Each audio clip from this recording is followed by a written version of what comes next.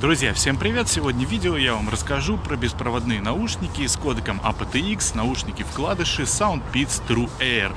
И вот с этого прекрасного места, украшенного под новогодние такие праздники, я и решил начать сегодняшний свой ролик.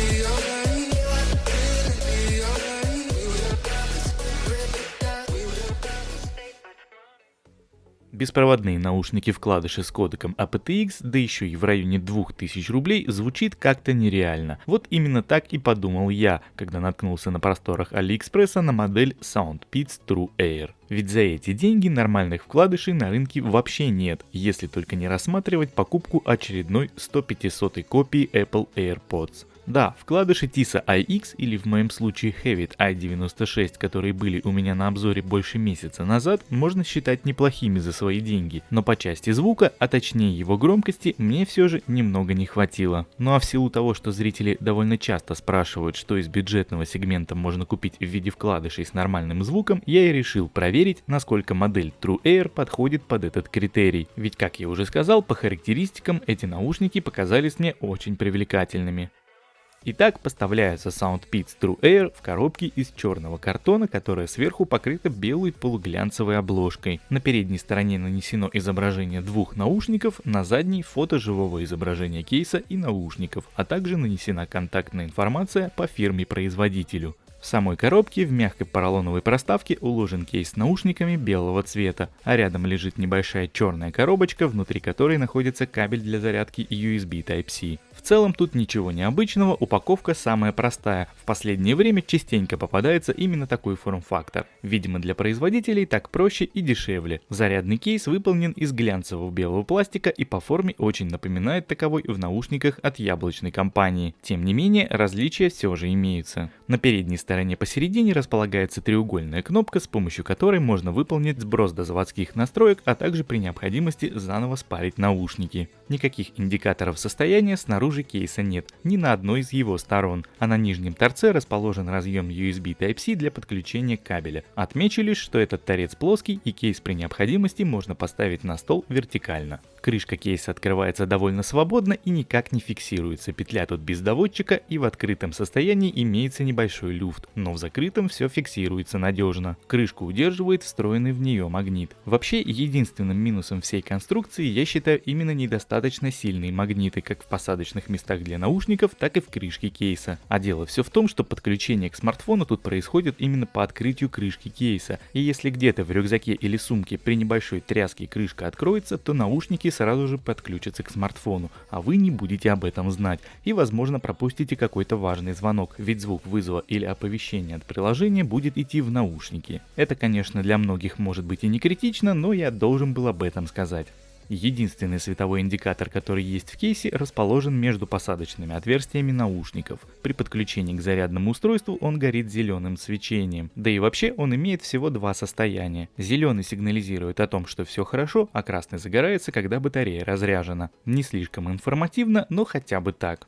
И раз уж я заговорил о заряде, то отмечу сразу, полностью высадить кейс мне так и не удалось. Тут установлен аккумулятор на 600 мАч, а в каждом наушнике по 40. Вот и получается, что зарядить наушники можно от 0 до 100% 7 полноценных раз. Что же касается времени работы наушников от одного заряда, они проиграли у меня, не дотянув 5 минут, практически 4 часа на громкости в 90%. А вот почему уровень именно 90, а не максимум, я далее вам расскажу, ведь сейчас мы переходим к самим наушникам.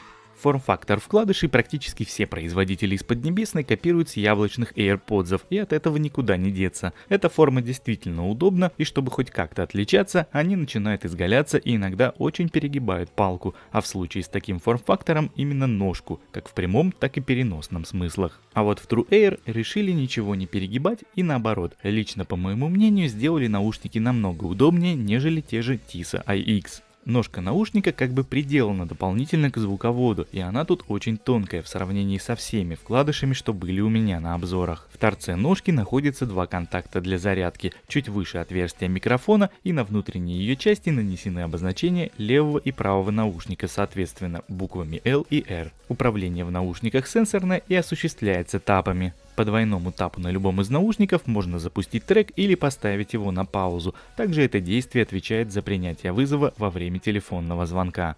Если удерживать палец на правом наушнике, то можно переключить трек вперед. Такое же действие по левому отмотает воспроизводимую композицию в начало или включит предыдущую. Управление громкостью тут реализовано однократным касанием по любому из наушников. Правый отвечает за увеличение громкости, левый за уменьшение. Конкретно на моем смартфоне визуально это не отображается, но функция регулировки громкости работает исправно. Ну и вызов голосового ассистента Google, Алисы или Siri в айфонах происходит с помощью тройного тапа по любому из наушников. Если честно, видеть полноценное управление функциями мультимедиа без необходимости доставать смартфон из кармана в данном ценовом сегменте наушников редкость, но не исключение. Взять хотя бы к примеру те же Transmart Spunky Beat. Там также это все присутствует, ровно как и кодек aptX, о котором мы сейчас и поговорим.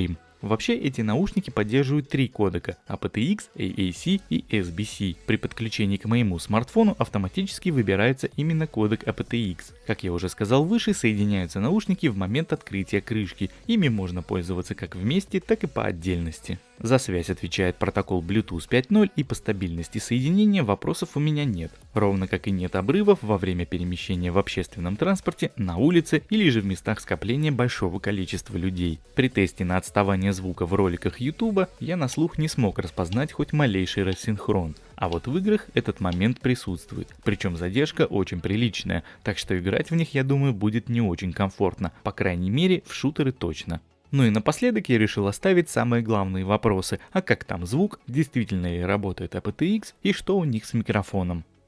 Наушники звучат очень громко, запас такой большой, что даже при всей своей любви выкрутить волюме на максимум, в этих наушниках я остановился на отметке в 90%, потому как слушать на все 100 в принципе не смог. В некоторых басовых треках начинает появляться этакий захлеб в низких частотах, да и по сути 90% вообще за глаза, громче, думаю, не нужно.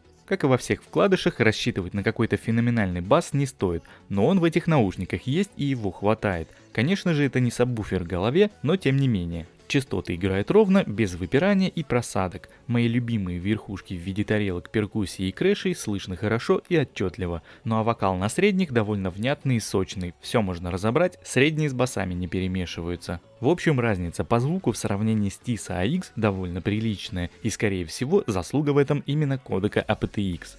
Но есть в работе этих наушников один крохотный минус, и я не могу об этом не сказать. Дело в том, что на высокой громкости, если поставить трек на паузу, то можно услышать очень тихий, но отчетливый фоновый шум. Его реально еле слышно, но он есть, так что будьте к этому готовы. Ну а теперь настало время небольшого теста микрофона. Смотрите, что получилось записать. Друзья, ну а вот так звучат микрофоны в наушниках SoundPeats True Air. Как вы можете видеть, нахожусь я, собственно, на улице. Здесь легкий небольшой ветерочек. Машин здесь нет, я нахожусь в парке. Если кратенько подытожить, то поговорить по этим наушникам вполне возможно. Как гарнитура будут работать нормально, но вот лично по моему мнению, в тех же QCY T5 микрофоны стоят намного лучше.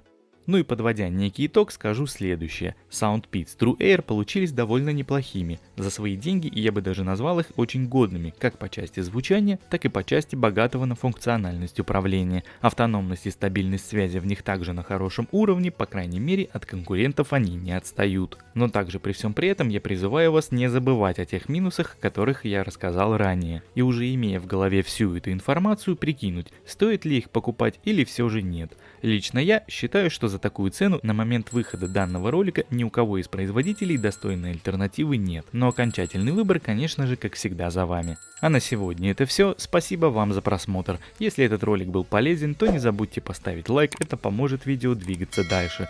Также заходите на мой канал, смотрите другие мои видеоролики. Обязательно подписывайтесь, если вам было интересно, и не забудьте нажать колокольчик, чтобы ничего не пропустить. Ну а с вами был Влад, канал Blitzkey. Всем всего хорошего и до новых встреч. Скоро увидимся. Всем пока.